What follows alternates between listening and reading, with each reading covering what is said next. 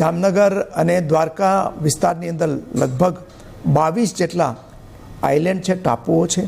પિરોટન સહિતના આ marine national પાર્કને વિકસાવવાનું, ઇકો ટુરિઝમ સાઇટ તરીકે વિકસાવવાનું આપણે નક્કી કરેલું છે. એ ઉપરાંત આ જ કોસ્ટ ઉપર 680 જેટલી ડોલ્ફિન છે. આ એક સૌથી મોટું આકર્ષણનું કેન્દ્ર બની શકે એમ છે. સૌરાષ્ટ્રમાં 3 જગ્યાએ આપણે જે દરિયાઈ કાચબા છે એનું બ્રીડિંગ સેન્ટર પણ બનાવેલું છે. ગીર સેન્ચ્યુરી છે જ્યાં લાયન વસે છે, એનું સેકન્ડ હોમ બરડા સેન્ચ્યુરી પણ બનાવવામાં આવ્યું છે.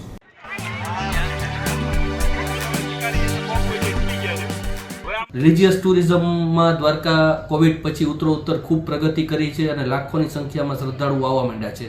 સાથે સાથે સરકારે જે પહેલ કરી છે મરીન ટુરિઝમ અને ઇકો ટુરિઝમ વાળી જે વાત છે, તે ઓખા દરિયા કિનારાના વિસ્તારમાં જે ડોલ્ફિન જોવા મળે છે, પોસીત્રાના વિસ્તારમાં જે મરીન લાઈફ જોવા મળે છે અને એડવેન્ચર ટુરિઝમ જે વોટર સ્પોર્ટ્સ તરીકે ખૂબ અલગ રીતે ખૂબ વધારે ગ્રો કરી રહ્યું છે, જેના કારણે અપાર રોજગારીની તકો ઉપસ્થિત થઈ છે. અહીંયા તમામ લોકોને ખૂબ રોજગારીની તકો દિવસે ને દિવસે વધતી જાય છે.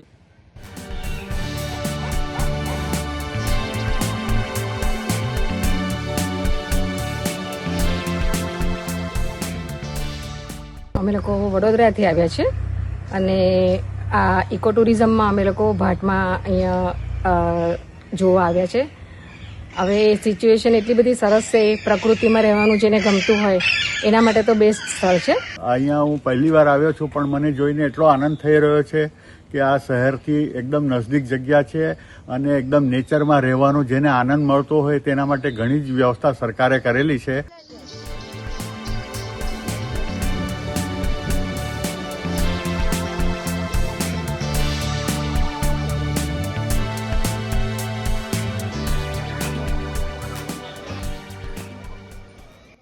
क्लाइमेट भी अच्छा है और अभी बारिश चालू हो जाएगा तो टूरिस्ट की जो संख्या है और इसमें बढ़ोतरी हो सकती है.